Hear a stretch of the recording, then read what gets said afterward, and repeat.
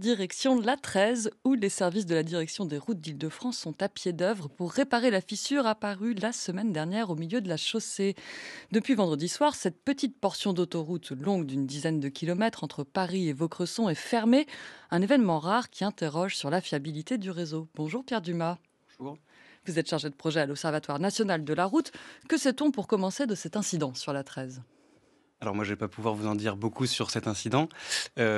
Toutefois, les quelque chose qu'on peut noter, c'est tout d'abord que c'est un événement assez exceptionnel. Le réseau, enfin tous les réseaux routiers français sont surveillés par leurs gestionnaires, de façon très régulière et ce type d'événement, apparaît, assez exceptionnel. Ensuite, de ce que j'ai cru comprendre pour le moment, il pourrait être lié à des glissements de terrain, donc qui se dérouleraient sous la chaussée et qui n'auraient pas pu être nécessairement perçus ou prévus en amont. Et donc cette portion d'autoroute va rester fermée jusqu'au 30 avril inclus. On essaiera d'en savoir plus peut-être. Il faut préciser qu'il s'agit d'une autoroute gérée par l'État, qui n'a pas fait l'objet d'une concession. Alors un mot de comparaison, les autoroutes concédées sont-elles en bon état, voire peut-être en meilleur état, de votre point de vue, Pierre Dumas? Alors, encore une fois, nous, à l'Observatoire de la route, on n'a pas beaucoup d'informations sur les autoroutes concédées.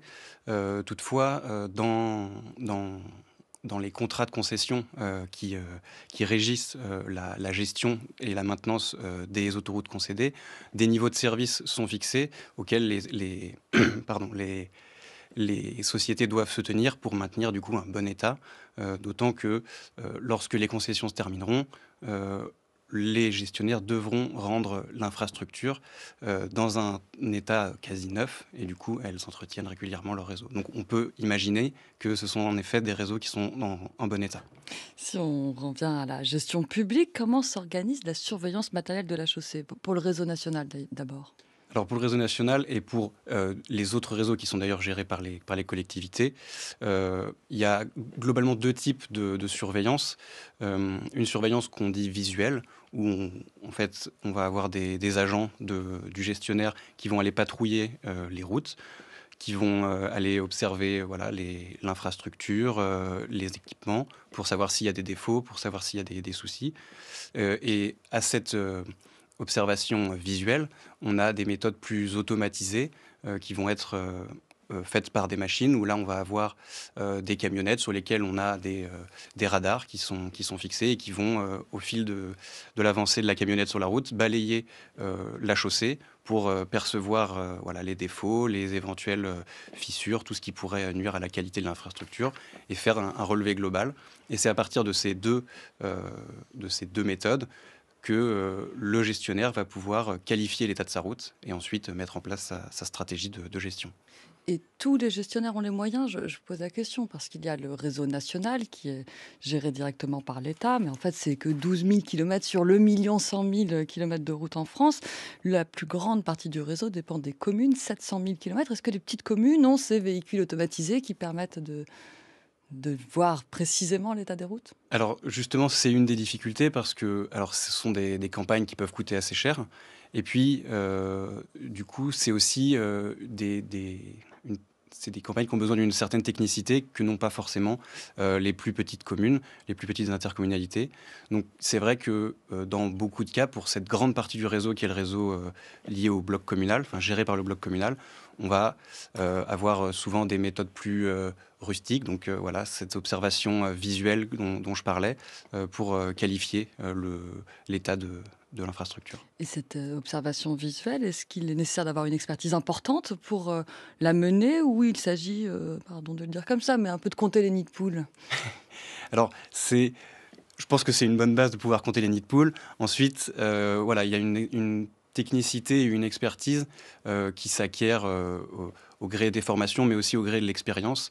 Et dans beaucoup de collectivités, c'est en fait le savoir-faire des agents, leur œil, avisé, qui saura repérer ou non les défauts et qui pourra faire remonter au gestionnaire les soucis qu'il pourrait y avoir. J'ai lu que l'Europe avait développé un projet de capteur embarqué sur des véhicules pour détecter les dégradations des routes, couplé à une géolocalisation satellitaire. Ça permettrait d'avoir une cartographie numérique complète. Bon, je comprends que c'est assez loin des moyens employés dans la plupart des communes. Après la détection vient la question de l'entretien, Pierre Dumas. Ce qu'on observe, c'est un sous-investissement historique avec des dépenses qui ont fortement diminué à partir de 2012. Alors on le répète beaucoup, en 7 ans, entre 2012 et 2019, la France a dégringolé de la première place à la 18e place au classement international de la qualité des infrastructures routières. Est-ce qu'aujourd'hui, la barre est redressée? Alors, pardon, moi j'aurais tendance à dire que ce qu'on observe dans le rapport, c'est que effectivement, on a eu, au début des années enfin jusqu'au début des années 2000, une baisse d'investissement, assez importante dans la maintenance de l'infrastructure. Toutefois, depuis 2015-2016, on observe que les dépenses d'investissement, sont reparties à la hausse, ce qui indique ce qui nous montre que les gestionnaires ont pris conscience, bah, de l'importance de cette infrastructure et des services qu'elle rend, aux populations. Et donc, on voit qu'il y a, un travail de rattrapage qui est en cours, mais malheureusement, le prix des travaux étant directement lié, au prix du pétrole, ce travail de rattrapage est, entre guillemets, «compensé» par le fait que les travaux coûtent plus cher et que pour, un même, volume de dépenses, on peut faire moins de travaux. De quand date cette prise de conscience? Enfin, plutôt, qu'est-ce qui l'a déclenché? On est avant l'effondrement du pont Morandi à Gênes en 2018.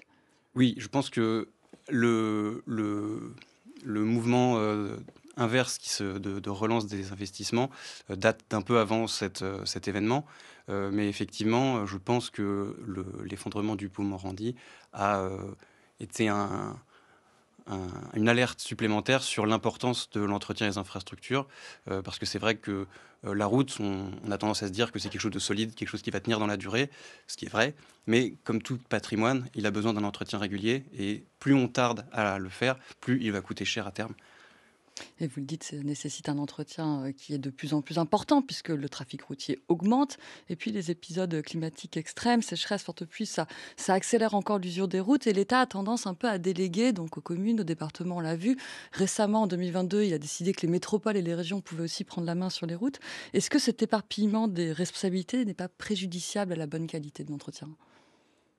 On peut effectivement imaginer que, cette décentralisation finalement des compétences de l'État, vers, les collectivités a, eu un impact assez, négatif, sur, voilà, sur la capacité de gestion des collectivités. Il faut savoir que la décentralisation, c'est quelque chose qui a commencé dans les années 80. Il y a eu plusieurs vagues et en fait, effectivement, aujourd'hui, les départements, les intercommunalités, les communes sont, complètement gestionnaires de leur infrastructure et même si elles ont reçu des compensations financières par rapport à ce que faisait l'État à l'époque, aujourd'hui les enjeux changent et il n'y a pas forcément un équilibrage, financier derrière qui permet de voilà, de compenser. Merci beaucoup Pierre Dumas. Je rappelle que vous êtes chef de projet à l'Observatoire national de la route. Merci.